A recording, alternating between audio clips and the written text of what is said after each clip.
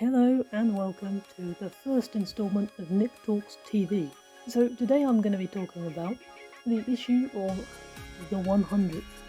Now this is a thing brought about by, partly the Disney film Wish, which is obviously the 100th anniversary celebration from Disney, and anytime you search up Wish on YouTube you'll find loads of reviews of how awful Wish is or how it doesn't meet our expectations. It's not a very well received film on the whole, and in my opinion it's decent, but it's not really the Disney quality. I wouldn't go back and watch Wish like I would with Tangled 10 years later.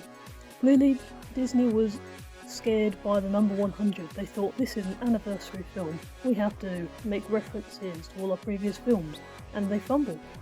But what this suggests is that the number 100 is very pressurising for film studios, and I found that it's very similar for TV series. So today I'll be going over other cases where the number 100 has been a bit of a curse throughout TV.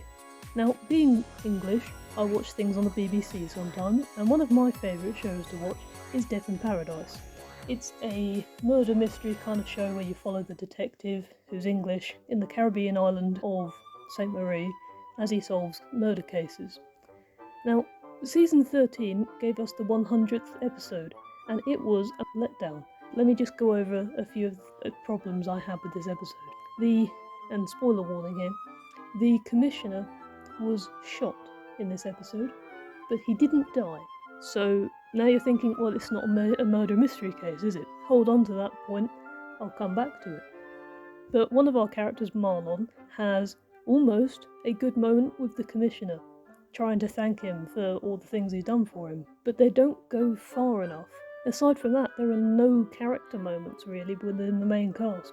It's like, your boss has been injured and nearly killed by someone. Can you please care a little bit more? Otherwise I don't care as a watcher. But the worst problem with this episode is that there's a complete lack of logic, because, to sum it up, the shooting of the commissioner happened because a drunk guy was angry at him for doing well on an entrance exam, and someone else saw the drunk man with a gun, held his hand, and shot with the gun with this drunk man's hand. And apparently the drunk man didn't see this guy, didn't realise he was there. But even if he didn't, why would you assume that someone was so drunk that they wouldn't see you? It just doesn't make any sense. And you know how I said that the commissioner didn't die? Well, the actual person who was killed is someone we never see, we don't meet, and I think they only said his name once. I had no idea who he was. So really, this was such a disjointed episode. It's just disappointing.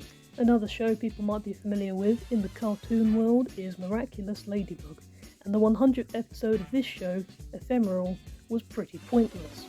It was also a worse repeat of a concept from a previous episode, Cat Blanc, or however you're going to say it. Because in that episode, Cat Noir was akumatized because he knew who Ladybug was, and everything went wrong. And in this episode, the same thing happens, except it makes less sense, and no one remembers it at all. But at least in Cat Blanc, Ladybug was there. She time travelled, so she remembers that, and sometimes it gave her nightmares or something. But in this, nobody remembers it, so what was the point of having an episode at all? Now, the problem with the 100th episode is not only do filmmakers, TV show makers assume that because we know the name of the franchise and because it's 100th episode that it will just do well, but we also expect more from an anniversary episode. So it needs to be higher quality for us to accept it. Sometimes a similar issue happens in final episodes for TV shows. This is a thing I saw in Danny Phantom, where the final episode was badly received by the fandom, and also slightly in The Owl House, which is a great show overall, but the final episode only focused on the first 3 characters, and it didn't really make sense for it to. But the thing is, these episodes can be really good. They just need to know what they're going to put in, and they have to know how far they want to push things.